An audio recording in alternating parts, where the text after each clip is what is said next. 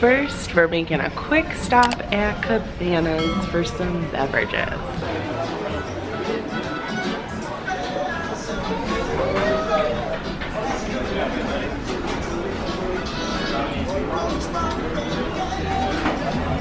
They already got Christmas off an Adam.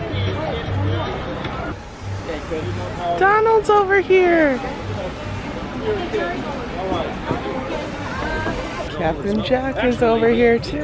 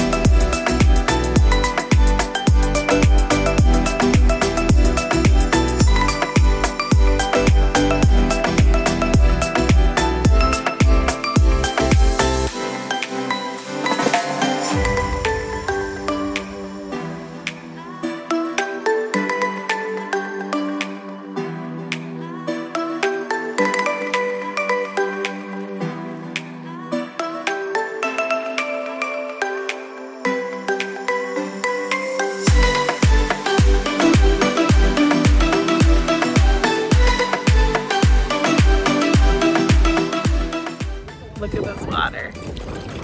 It's beautiful. Crystal clear blue. This is paradise.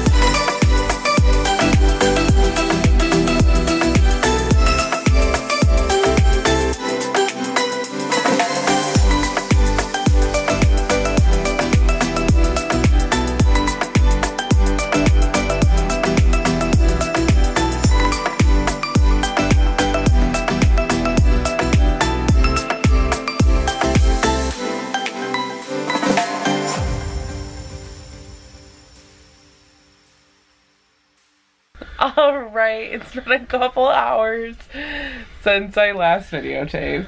Yeah. We have had quite the busy day.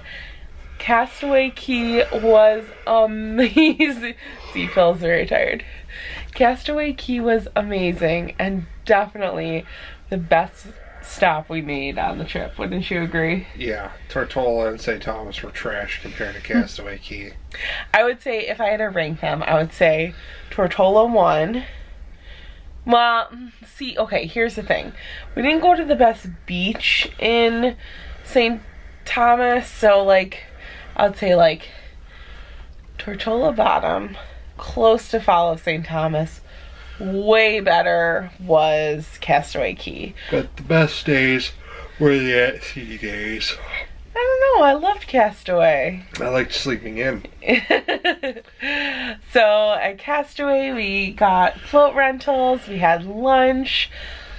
If you have larger, if you have a waist larger than a men's size 38 American, don't bother with the float rentals. Yeah, it was a debacle. They're definitely smaller if you're maybe plus size. So, I don't know. I still sat in my float though. I liked it. Keep in mind, if you make the float rental, you can get a tube or like a flat, I don't know what you would call it, float. The long ones. The flat foam beds, yeah. Basically. So, options there. It was only $12.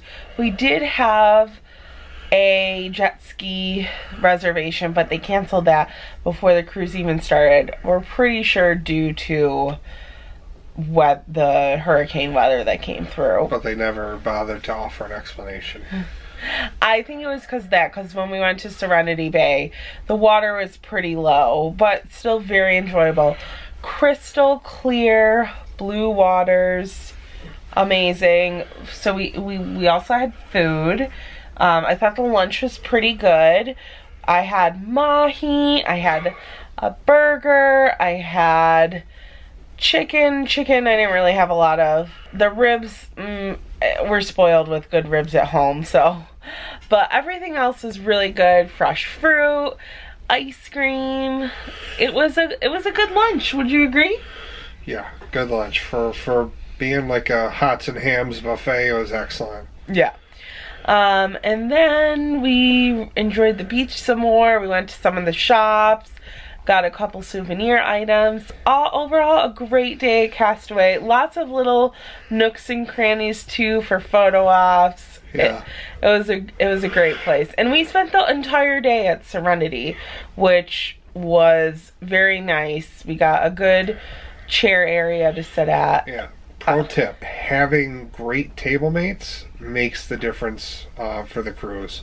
It really, really, really does. And I don't even think great table mates, but like making connections of people to do things with on the cruise. Jim and Rachel have become, quick, very fast friends of ours, and we've exchanged information, and we're looking forward to getting to know them outside of and beyond this cruise. I don't make friends that easily, historically, so it's always nice to add new friends, especially genuinely wonderful people like Jim and Rachel. And just candidly speaking, I thoroughly enjoy my time with Pauline and our alone time, but getting to know Jim and Rachel and becoming friends with them has improved this cruise for me and my outlook for this cruise exponentially. So if you get stuck with people you don't like, you can change, and I would suggest that you try to do that. Or also server that you don't like too, which I would say, like, our first server,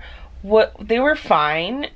We didn't change because of them, but I will say the new servers we got are amazing. And even the last day we ate with them, I gave them a hug because we were so sad. Diogo and Leone were our servers. And our first server team, they were wonderful too. We didn't really get to know them, so I can't really comment much more on them, but I don't know. I have a feeling that we got lucky with both our table mates and our service staff. Yeah.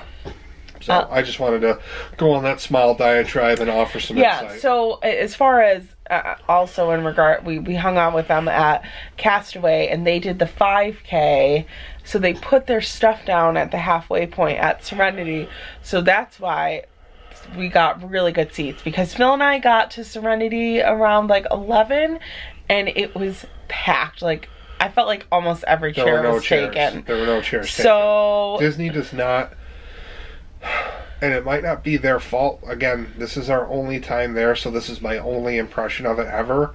But Disney did not put nearly enough hammocks, and they did not put nearly enough chairs for the stretch of beach that's available to the general public in Serenity Bay. They have half of Serenity Bay blocked off and reserved for a family of cast members, which is fine. That's totally fine. They're looking after their Disney family, and that's totally awesome, because these people are potentially without their family members for 6 to 8 months at a time, and I totally get it, totally understand, totally support that. But in the area that was available to us, the general public, there were half as many chairs that there should have been, and there was 20% of the hammocks that there should have been. There should have been at least 4 times the hammocks that are currently there. I will say, though, I think that our cruise had a little bit more adult activity because it was a discounted Florida resident cruise. And I think with that, you get some older couples who are either living down there permanently or snowbirds, and they came on the cruise for the deal, rather than the cruise being a lot more families. So that's maybe something I observed. And not having gone on another cruise, I don't know, but for sure.